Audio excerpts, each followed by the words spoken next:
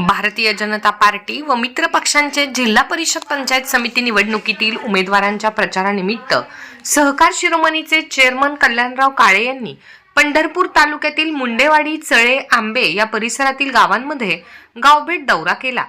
या प्रसंगी मोठ्या संख्येने ग्रामस्थ, कार्यकर्ते व पदाधिकारी उपस्थित होते। महायुतीच्या उमेदवारांच्या प्रचाराचा मोठा झंझावात सध्या पंढरपूर तालुक्यातील सर्वच गट व गणांमध्ये सुरू असल्याचे दिसून येत असून महायुतीच्या उमेदवारांच्या पाठीशी मोठ्या संख्येने मतदार राजा उभे राहत असल्याचे पाहावयास मिळत आहे।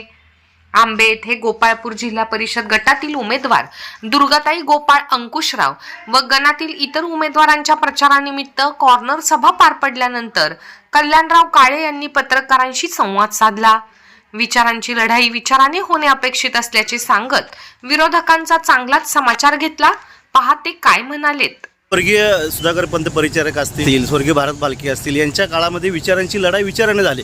पण आता नगरपालिकेला परिचारक घराणं, आता जिल्हा परिषदला काळे घराणं, या घराण्यांना टार्गेट केलं जाते। काय सांगाल साहेब? 100% चांगला मुद्दा आहे। या पंढरपूर तालुक्याला एक वारसा आदरणीय औदुंबर अण्णा पाटील असतील, आदरणीय सुधाकर पंत परिचारक साहेब असतील आणि आदरणीय सहकारचे आदरणीय दादा असतील आणि आदरणीय या तालुक्याचे भारतनाना आमदार असतील। आज या टायमाला या लोक एक वेगळ्या विचाराची लोक होते। यांचे गट तट होते, पक्ष वेगळे होते, एकमेकाच्या विरोधात लढत होते, पण एवढ्या खालच्या पातळीवर कोण जात नव्हतं। कारण त्यांनी विकासाचं काम आतापर्यंत त्यांनी एक वेगळा आदर्श आमच्या डोळ्यासमोर सगळ्यांसमोर ठेवलेला आहे। कारण या तिन्ही चौघांच्या नेते मंडळीच्या माध्यमातून खऱ्या अर्थानं तालुक्याची जडणघडण चांगल्या सिंहाचा वाटा ह्या नेते मंडळीचा आहे आणि ह्या लोकांनी आम्ही त्यांचा विचार घेऊन पुढे चाललो आहे। आम्हाला तेच तालुक्याचा विकास, ग्रामीण भागाचा विकासच करण्यासाठी आम्ही पुढे आलेलो आहे। आता जर कार्यकर्त्याला जर विश्वासात घेऊन चालत नसेल तर ही निवडणूक आपण लढवू शकत नाही। कारण जिल्हा परिषद पंचायत समिती ही गेली 6 महिन्यापासून आम्ही ठरवलं आहे महायुतीच्या माध्यमातून लढवायची आहे आणि आयत्या टायमाला दोन्ही पक्ष एकत्र यायचे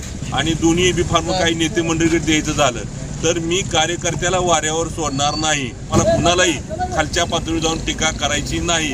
आम्हाला विकासाचं काम आम्हाला करून दाखवायचं आहे। तालुक्याचा विकास करत आपल्याला जायचं आहे। ग्रामीण भागातल्या सर्व घटकांपर्यंत त्या माध्यमातून निधी मिळाला पाहिजे, हा उद्देश आमच्या डोळ्यासमोर आहे आणि त्या पद्धतीने आम्ही चाललो आहे। विकासाचं राजकारण तुम्ही करताय, विचारांची लढाई विचाराने लढताय, संयमी भूमिका ठेवून तुम्ही प्रचारामध्ये उतरलाय, पण विनाकारण त्या ठिकाणी टार्गेट केलं जाते, त्याबद्दल काय सांगाल? तर विनाकारण टार्गेट असं नगरपालिकेला सुद्धा झालं।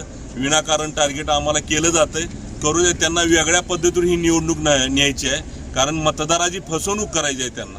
आम्ही ती निवडणूक वेगळ्या पद्धतीतून नेऊ शकणार नाही। आम्ही विकासाच्या मुद्द्यावरच आम्ही पुढे चाललेलो आहे। चेअरमन साहेब, भगीरथ दादा पालके हे तुमच्यासोबत असतील अशी चर्चा असताना कुठेतरी अमित पाटील आणि त्यांच्या युतीबाबत चर्चेचा सुरू आहेत, काय वाटतं? भगीरथ दादांना आम्ही नगरपालिकेला आम्ही प्रयत्न केला।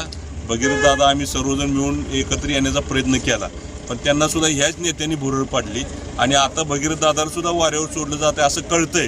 बघू पुढं काय करायचं ठरलं।